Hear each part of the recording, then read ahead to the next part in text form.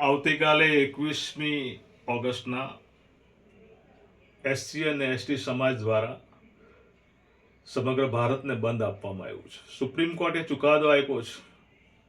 એમાં એસટી અને એસસીના વર્ગીકરણની વાત કરી છે.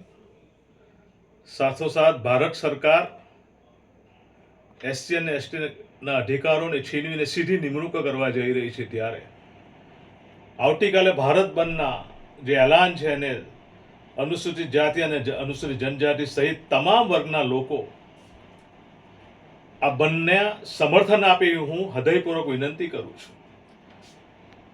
બાબા સાહેબના સંવિધાનના રક્ષણ માટે